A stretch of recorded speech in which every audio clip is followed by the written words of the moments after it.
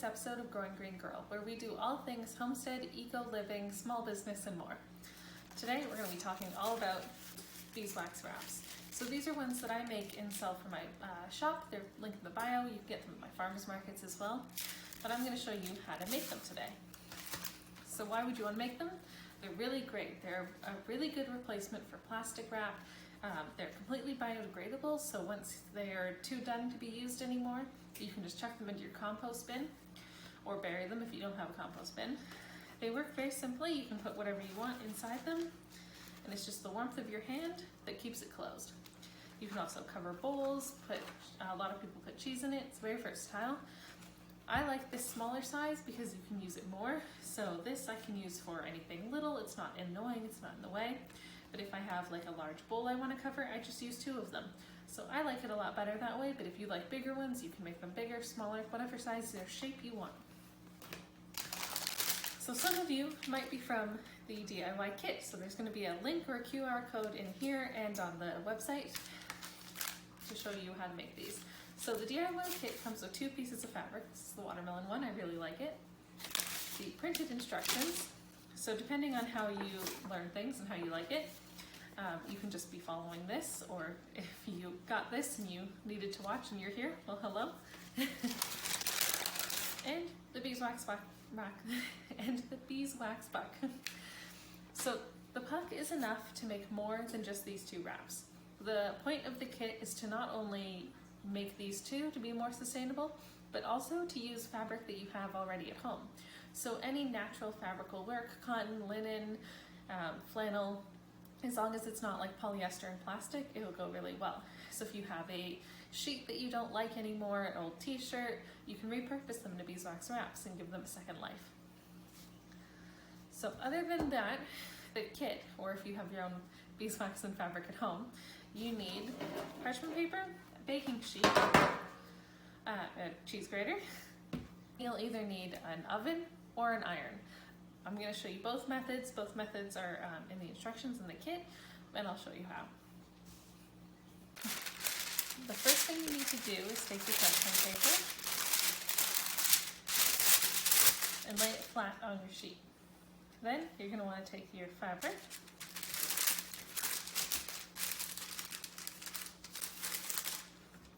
and your cheese grater, and you're just going to grate your wax.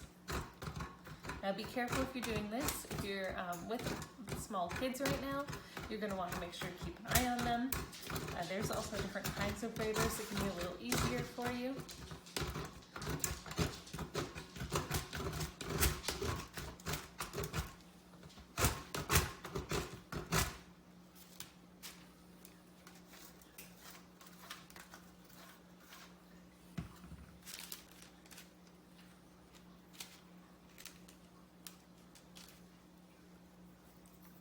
Now this is the hardest part, making sure that you have enough wax laid out. But it's not a big deal, because if you make your wrap and you see spots that were missed, you can always add more and warm it up again. So I'm going to add a little bit more. And if you have too much, it should just leak out on the sides, and you can always peel that off and use it again on a new wrap.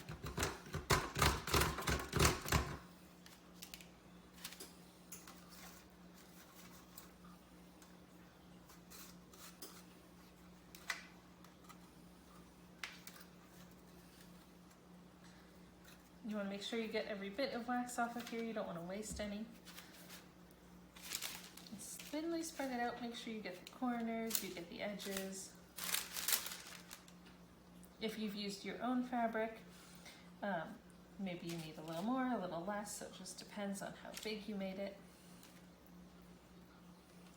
You just want a nice, even layer.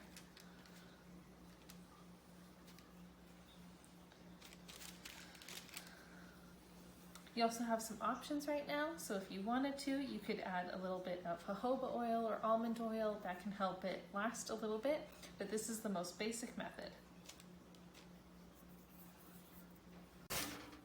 So what I like to do is put it in the oven while I'm already doing something else, like baking.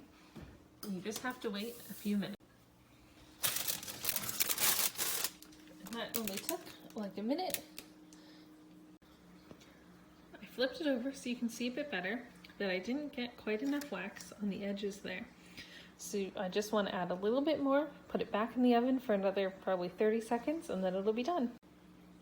You need to let it sit so that it cools down. Once it's cool enough to touch, you can just lift it up and let it dry a little bit more, and then you're ready to go. You'll see there is wax left on the parchment paper, which is why I like to make several at a time. That way you kind of use that wax on your next one. And you can keep the parchment paper and reuse it for quite a few wraps. So, if alternatively you were planning on using an iron, you would just put another sheet of parchment on top and then run your iron over top. And voila, you have your beeswax wrap. Once it's cooled down, you can just fold it, store it, you can use it right away, whatever you want.